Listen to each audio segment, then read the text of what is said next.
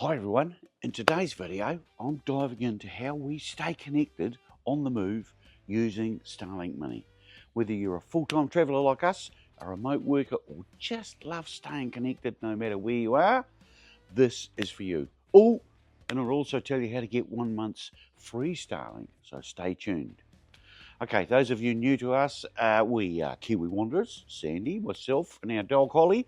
We live full-time in our Jayco Silverline, exploring New Zealand and sometimes travelling overseas. In this video, I'll cover what Starlink Mini is, how it works, how we have it set up and powering it, its performance and reliability, and the costs involved. And as a bonus, I'll share some personal insights and tips for using it while travelling. So stick around, there's plenty to unpack. What is Starlink Mini?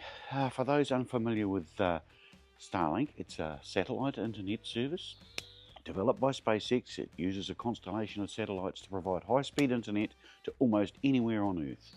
The Starlink Mini is the portable version of this technology. It's lightweight, it's powered by 12-volt DC and incredibly easy to set up. It's perfect for people on the move like us, whether you're in a caravan, a boat, or even camping off-grid. So, our setup. When Starlink Mini became available in New Zealand a few months ago, I couldn't wait to try it out.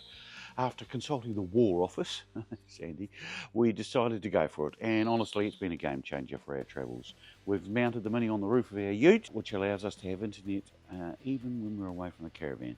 This setup is especially useful for making Wi-Fi calls or working online while on the road. No more dodgy cell service while travelling. Starlink provides a dedicated mount for this, which is easy to install. I'll put a link in the description. Powering Starlink Mini. One of the biggest questions we get is how do you power it? Here are the options. 240 volt power. First off, the standard power adapter that comes with Starlink Mini works perfectly with our EcoFlow battery. It draws about 30 watts, which is very efficient for such a powerful little device. Next one is USB-C connection. Using a genuine Starlink USB-C cable, we can plug it directly into the EcoFlow. The setup uses around 20 watts. It's been reliable, but be cautious of the cheaper cables. I did get one from AliExpress and it wouldn't even bring on the blue light on the dish. Vehicle power. So while USB plugs in cars are handy, most don't supply the required 100 watt power delivery. For us, the EcoFlow acts as a bridge and it's recharged by the ute while driving and the solar when we're not. Cigarette lighter adapter. You can of course use a cigarette lighter adapter like this one, and Starlink, they have their own adapter with a 5-meter cord available, and I'm sure that'll work well. I've ordered one to try out, please don't tell Sandy. But of course, if you're using this, every time you turn off the car, Starlink turns off. Dewalt drill battery. For the truly remote adventurer, I've powered it with my Dewalt drill battery. It lasts for about 3 hours on an 18 volt 5 amp battery, making it perfect for short off-grid internet access. Performance. In real time. Sandy's being rude. Performance. In real life. Starlink Mini has been a lifesaver for us. And here are some of the highlights. Speed. Whether streaming movies, uploading videos or working online, we've never had an issue with speed. It even works well when it's misaligned, which obviously in the ute it can never be properly aligned. Convenience. Setup is a breeze. It's online within 2 minutes of powering up, and with our setup of course it's powered up 24/7.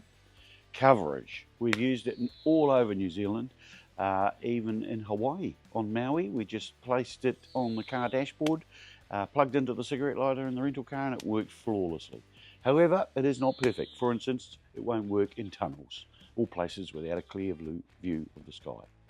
And if Sandy takes the ute shopping, I lose my internet. So this is how we have the Starlink Mini set up. The dish is powered by a 500 watt EcoFlow battery, which is charged by the ute while driving. A 100 watt solar panel on the roof keeps the EcoFlow battery topped up when parked. I have the solar running into the rear of the EcoFlow and then the car charge into the front USB, and when I run Starlink off the cigarette lighter outlet, which I can turn on and off from my phone.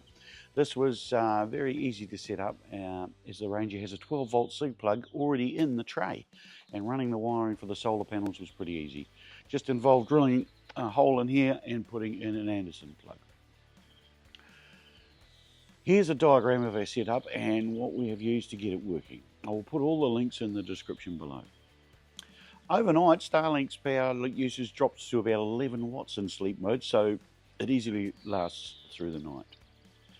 Occasionally, I have had to top up the EcoFlow from the caravan, which looks funny with a power cord running between the two, but works fine.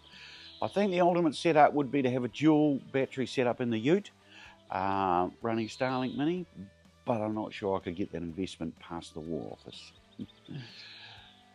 Now, of course, you could just bypass using the EcoFlow and run a USB-C PD car charger in your cigarette lighter, off your caravan plug it in, Starlink, and you're up and away. But I wanted ours to be in the vehicle as we spend a lot of time exploring without the caravan. Now, I know, but now I'm doing this, it's a lot more complicated than I first thought. Well, oh well, such is life. But this works for us. Costs. The Starlink Mini hardware currently costs $324 New Zealand dollars. I paid quite a bit more at launch. There are two plans available, a limited plan on $50 a month for 50 gigabits of data and an unlimited plan for $220 a month. Both plans can be paused at any time, which is great if you're not traveling year round. You also need a good quality USB cable. I recommend going with the official Starlink version for reliability. Even has a built-in light to help with troubleshooting. As I said, I purchased a cheap AliExpress one and it wouldn't even bring on the blue power line on the bottom of the dish. Like most things in life, you pay for what you get. Now, if you're interested in purchasing a new Starlink dish, please scan this code or check the link in the description and you will get 1 month free on a new subscription to Starlink. We also get 1 month free, so thank you very much in advance. So, here's the breakdown of what our setup cost. My final thoughts. Starlink Mini has completely changed the way we travel and stay connected. While it's not the cheapest option by far, its reliability and speed make it worth every penny for us. While driving, we listen to the radio on Rover, never goes out of tune, or maybe a podcast, and of course, doing a bit of work online. If you're someone who values staying connected on the move, I can't recommend it enough. Okay, that's it. Thanks for watching. If you enjoyed this video, please remember to subscribe and like. It really supports the channel. If you have any questions about Starlink Mini, drop them in the comments below. I'd love to help. Catch you out there. Tonight we're running on the right track.